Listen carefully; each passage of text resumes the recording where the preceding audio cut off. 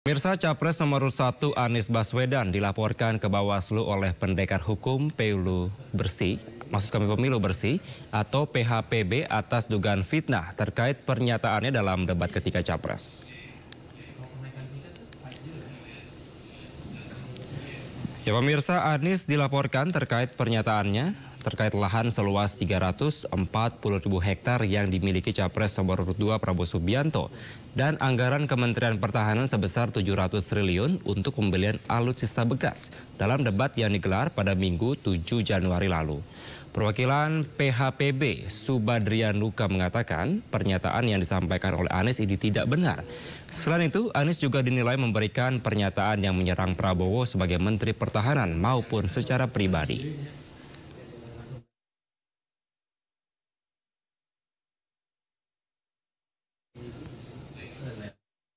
Dan pemirsa, untuk membahas lebih lanjut terkait dengan hal ini, telah bergabung bersama kami melalui sambungan Zoom ada Jubir Timnas Amin Muhammad Iqbal, kemudian Ketua Umum Lisan atau Lingkar Nusantara yang juga tim kampanye nasional Prabowo Gibran, ada Hendar Sam Marantoko, dan juga ada Direktur Hukum dari TPN Ganjar Mahfud, ada Roni Talapesi. Halo, selamat sore abang-abang, sehat semuanya?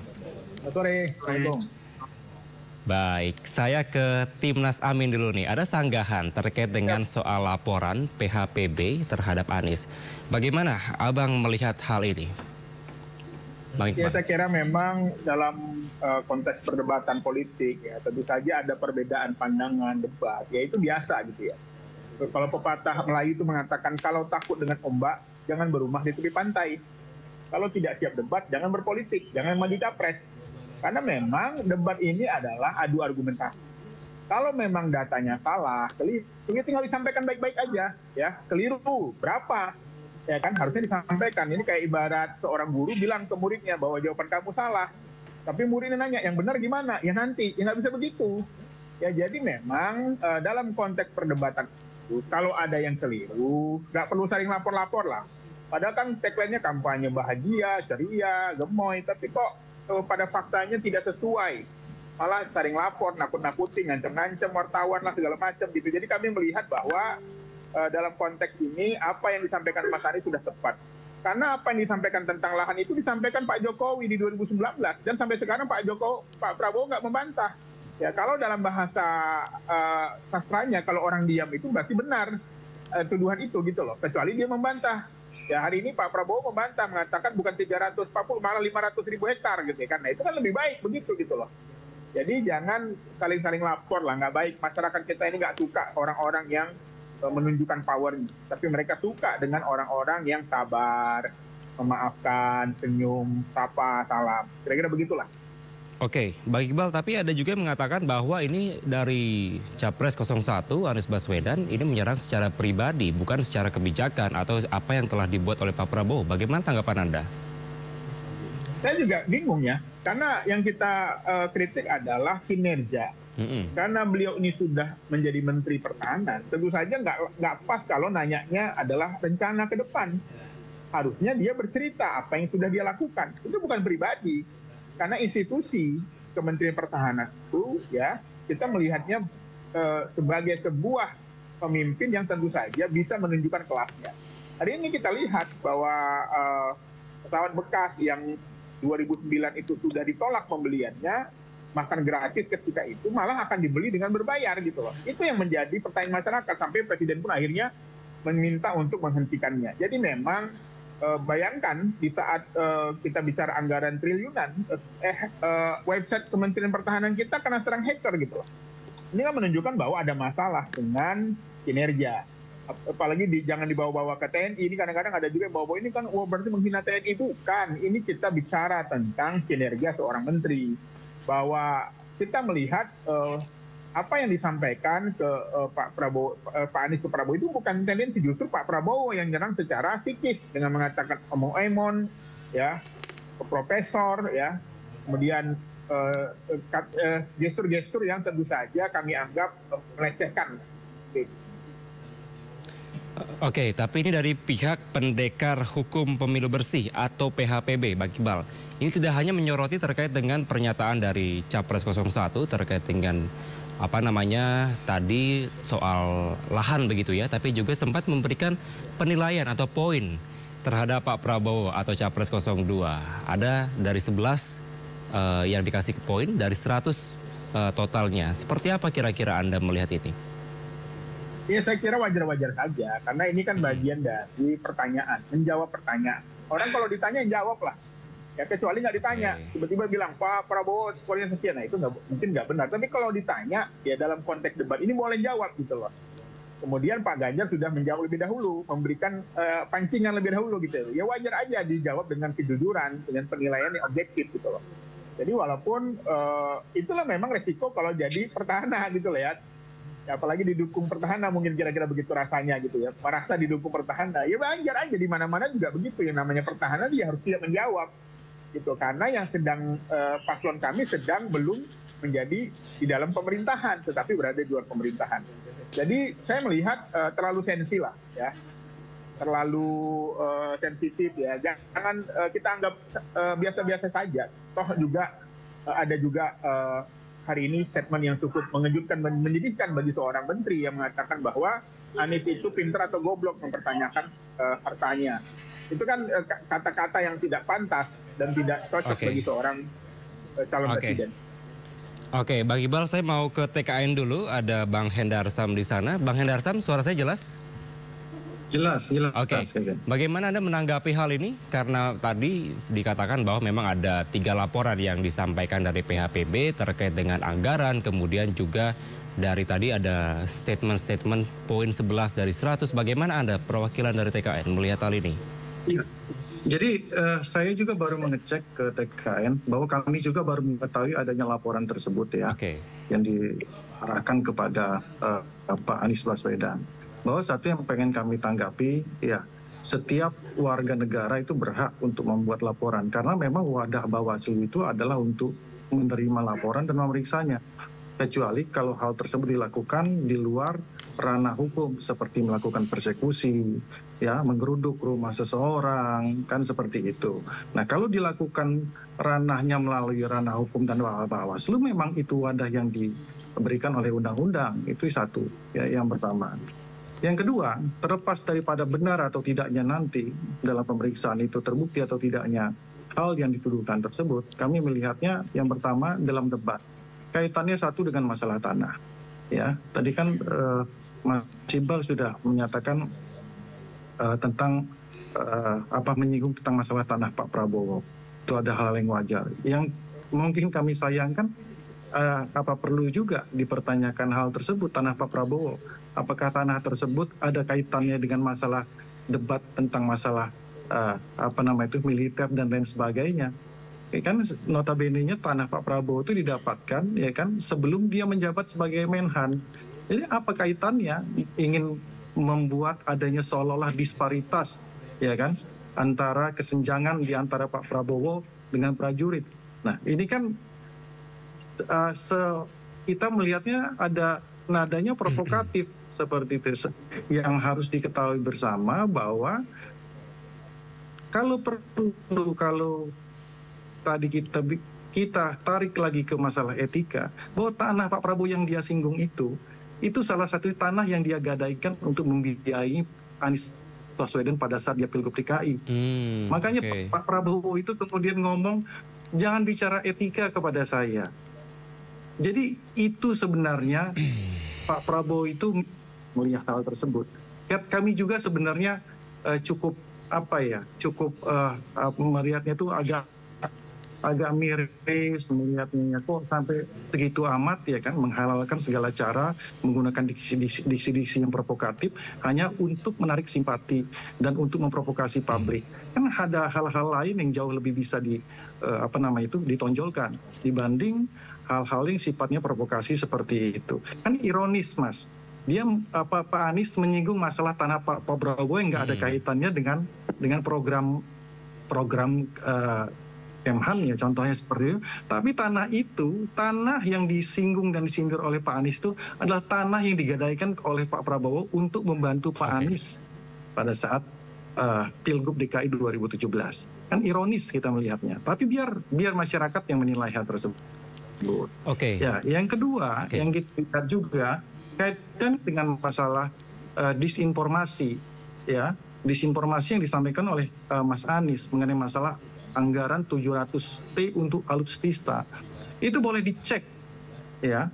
Di Tempo juga sudah menyatakan nggak segitu, itu cuma 35 atau 36 triliun.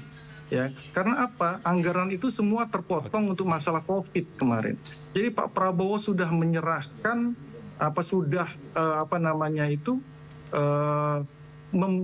mempunyai hati yang besar bahwa ada kepentingan yang lebih besar untuk memotong anggaran tersebut karena masalah COVID. Kita semua fokus kepada masalah COVID. Semua anggaran dipotong.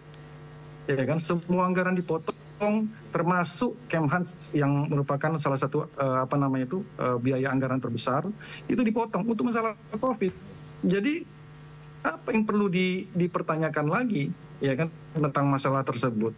Kalau mau fokus saja tentang masalah pertahanan, keamanan, geopolitik dan lain sebagainya, sampai mengkait-kaitkan dengan masalah etika tadi, ya kan? Bagaimana coba menarik masalah Bang Hendar, etika dengan masalah keamanan, masalah keamanan ke masalah tanah. Kemarin tentang tata kelola kota dengan masalah angin gitu loh, ya kan, ditarik ke masalah angin. Ini saya yakin di debat terakhir ini jangan-jangan tinggal unsur api aja yang belum dibahas oleh Mas Anies ini di sini. Bang Hendar, mohon maaf harus saya tahan sejenak. Saya akan memberikan kesempatan kepada Direktur Hukum dari TPN Ganjar Mahfud, Bang Roni. Ada tanggapan terkait hal ini? Ya, menurut saya forum debat ini ya untuk menguji visi misi ya, strategi dan kebijakan dari para paslon ya. Dan kami melihat bahwa rakyat berhak mengetahui lebih detail mau dibawa kemana nasib mereka.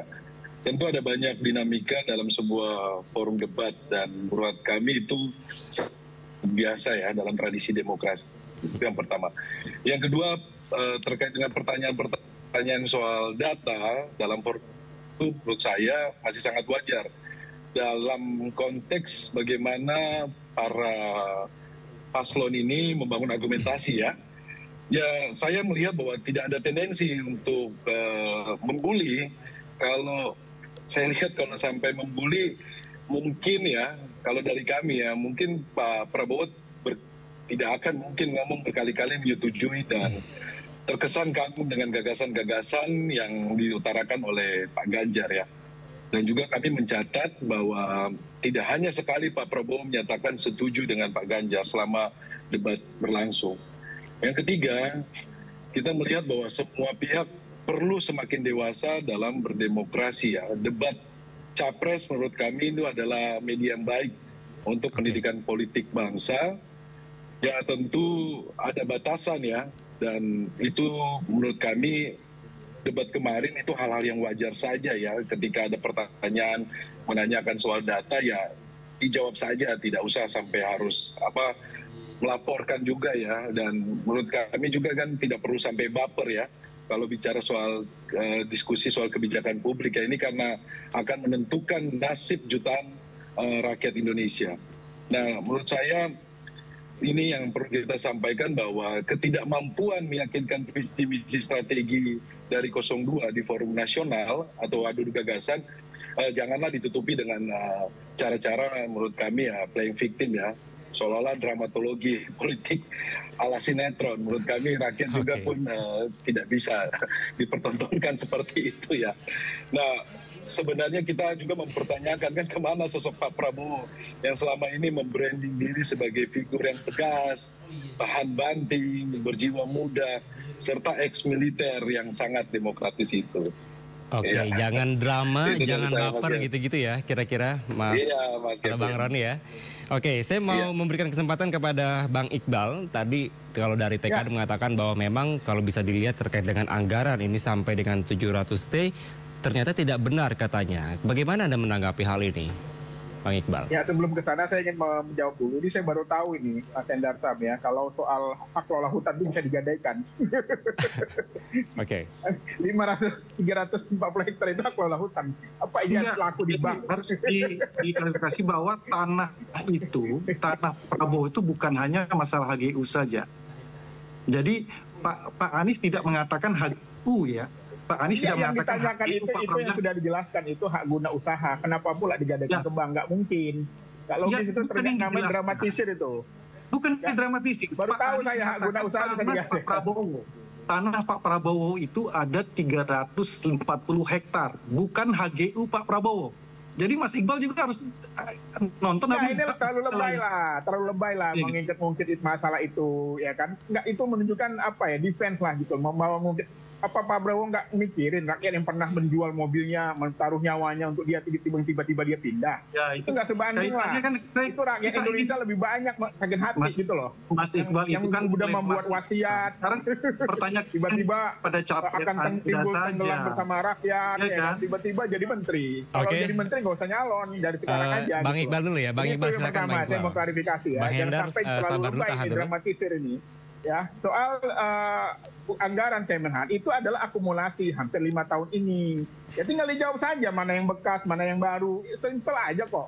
Ya jadi memang ini menurut saya kalau dibilang bahwa tidak bisa meningkatkan gaji prajurit karena kena COVID, ya buktinya PUPR tukinnya bisa 100%. Kenapa Kementerian Pertahanan tidak bisa gitu loh. Artinya kan ini masalah komunikasi, ini masalah leadership. Makanya tadi berhubungan dengan etik. Kenapa? Menjadi seorang presiden itu akan bicara tentang strategi. Kita bicara tentang keteladanan. Ada namanya karakter building, ada namanya revolusi mental ya yang digaungkan Bung Karno. Salah satunya adalah menjunjung etika gitu loh. Jadi ada hubungannya. Kenapa masalah tanah ini diungkit? Karena banyak prajurit kita nggak punya rumah. Banyak mereka yang harus mengontrak. Sementara ada satu orang di Indonesia ini mengelola 340.000 hektar. Itu kan tidak adil gitu loh. Bagaimana mungkin akan menyuguhkan keadilan sementara dia sendiri sudah tidak adil pada rakyat Indonesia gitu. Jadi ini semuanya ada korelasinya gitu loh. Jangan mengatakan bahwa ini hanya playing victim. Jadi kami melihat bahwa perdebatan ini menurut saya kemarin itu memang lucu ya. Karena apa? Karena tidak ada sesuatu yang ditanya rahasia.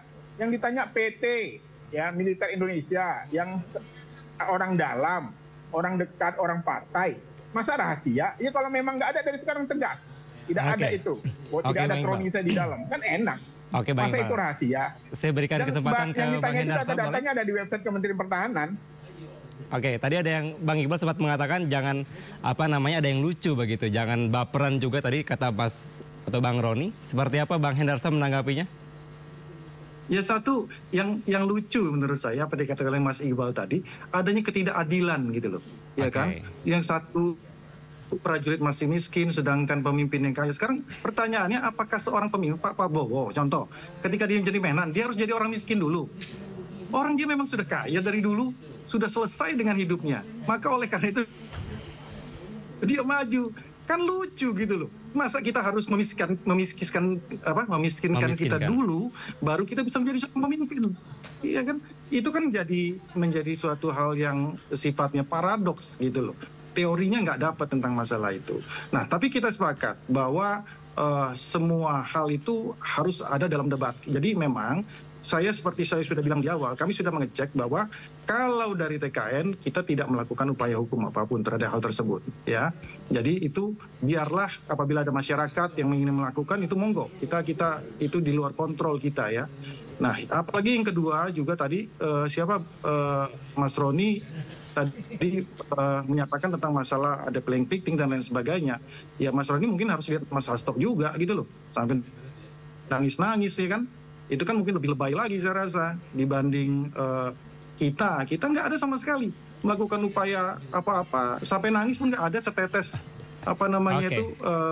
air mata tidak ada terkait dengan masalah debat kemarin, terkait dengan masalah statement dari pihak 01 dan 03, setetes air mata pun nggak keluar gitu loh.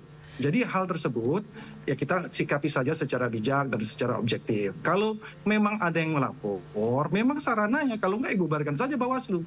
Memang tugas Bawaslu itu untuk menerima dan memeriksa setiap ada dugaan pelanggaran.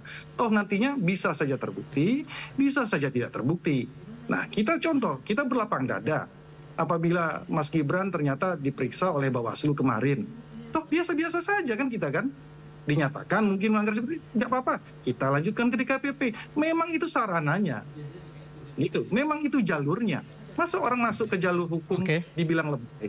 Nah, bagaimana dengan orang-orang, ya kan? Contoh, relawan Prabowo yang saat ini ada di Sampang, dilakukan penembakan, ya kan? Nah, itu gimana?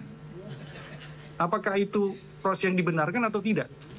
Nanti kita akan coba lihat, kita akan buktikan itu bahwa ada dugaan, ya kan, motif politik di sana. Nah, oke, Bang Hendarson, saya potong dulu. Itu baiknya coba tanya dong, biar polisi yang menyampaikan gitu loh. Kalau kami kan sudah sangat jelas kejadian bagaimana, iya tolong disampaikan. Jadi jangan sampai kita mengalihkan isu bahwa kita nanti akan urut lagi untuk lakukan masalah itu. Iya, silakan Mas Hendra. Tapi begini loh, dalam debat kemarin itu kan menguji soal gagasan. Kemudian kalau ada yang dipertanyakan, contohnya ya soal MEF ya, minimum essential force, yang tidak tercapai gitu hanya cuma sampai 60%. Itu kan wajar, kan menanyakan. Karena di situ kan kita bertanya karena apa? Itu ada anggaran rakyat yang datangnya dari pajak rakyat gitu loh. Jadi kalau sampai dibilang tidak bisa buka kan jadi pertanyaan. Padahal kita sudah lihat, MMF ini kan sangat penting kan, itu kan terkait dengan standar kekuatan pokok minimum TNI ya, dalam pertahanan kita. Kemudian ketika dipertanyakan, Pak Prabowo tidak bisa menjawab gitu. Itu yang menjadi lucu gitu kan, jawab saja kan. Oh berarti MF saya tidak bisa tercapai target. Saya lagi fokus sama food estate. Ternyata food estate-nya juga tidak berjalan gitu loh. Nah inilah yang menjadi pertanyaan publik. Kemudian ada pertanyaan kan terkait dengan pembelian pesawat Emirates yang kemahalan. Itu bukan hanya dari dalam negeri saja yang menyampaikan, di luar juga menyampaikan bahwa itu pesawat bekas dan itu kemahalan. Karena ini isu soal pertahanan ini itu yang ditanyakan. Jadi sekali lagi rakyat perlu mengetahui ya apa yang rakyat sudah berikan melalui pajak, kemudian itu akan dipergunakan untuk belanja negara untuk pertahanan. Tapi ya tolong disampaikan, kalau seandainya seperti itu dipertanyakan terus tidak bisa menjawab, kita juga meragukan kan kalau sudah di Kementerian Pertahanan saja tidak bisa berjalan baik, apalagi kepemimpinan nasional gitu loh. Oke, baik. Bang Roni, kita sudah tangkap poinnya, Bang Hendar dan juga Bang Iqbal. Ini terakhir closing statement saja dari ketiga masing-masing perwakilan Capres dan Cawapres. Saya mulai dari Bang Iqbal dulu, silakan. Terutama terkait dengan merespon laporan dari PHPB. Seperti apa, Bang Iqbal? Kita harus dewasa ya dalam berpolitik ya. Nggak usah lah saling lapor-lapor. Karena itu masyarakat kita ini sedang menghadapi sembako yang mahal. Pekerjaan susah. Mereka pengen mendapatkan berita-berita yang positif, yang gembira. Gitu.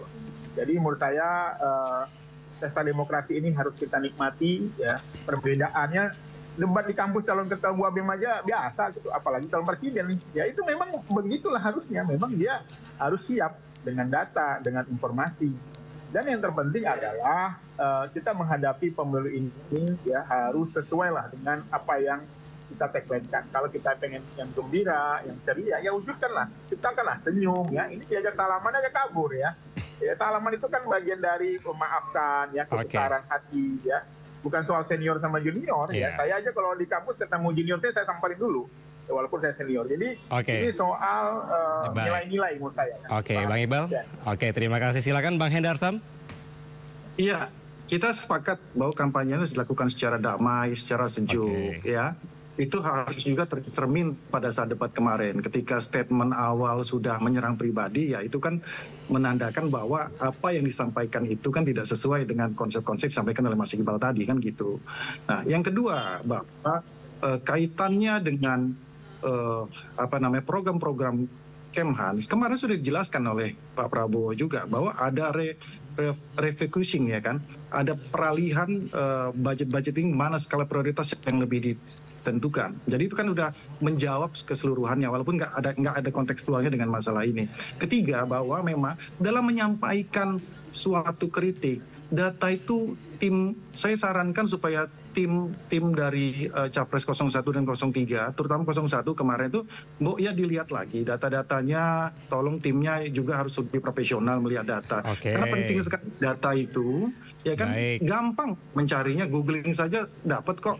Kalau sampai alutsista saja di markup angkanya sampai 700T yang hanya sebenarnya 30T, ini kan jauh sekali ya. disparitas atau ituannya. Jadi antara satu bahwa data yang disampaikan itu memang hoax atau palsu, atau memang ingin memprovokasi masyarakat, kan kayak gitu. Jadi bukanlah apa yang dikatakan ingin kampanye sejuk segala macam itu dalam debat juga seperti itu. Jadi program-programnya jelas. Baik, Bang Hendarsam, terima kasih. Silakan terakhir Bang Roni, singkat saja. Ya, kalau dari kami kan tentunya kami menyoroti ya terkait dengan kontroversi pembelian pesawat bekas ya. Kalau tadi Mas Hendra sampaikan bahwa karena ada COVID kemudian pengurangan, tapi menjadi pertanyaan kan kenapa dalam situasi ini juga masih mengusulkan untuk melakukan pesawat bekas ya. Kalau dikutip dari media Reuters ya, itu menyampaikan bahwa pembelian Mirage 2005 itu pesawat tersebut dinilai terlalu tua dan anggarannya pun fantastis. Dan ya dalam debat ini biarlah publik nanti yang akan menilai bahwa mana yang paling siap untuk memimpin bangsa ini, dan kami 03 siap untuk memimpin bangsa Indonesia. Terima kasih. Baik, terima kasih Bapak-Bapak. Mohon maaf karena waktu kita terbatas. Terima kasih, semoga apa yang disampaikan dapat menjadi pencerahan, terutama bagi masyarakat yang akan memilih nanti. Terima kasih dari Bang Roni, Bang Hendarsam, dan juga Bang Iqbal. Terima kasih telah bergabung bersama kami di Sindo Sore. Selamat sore, salam sehat selalu. Selamat sore.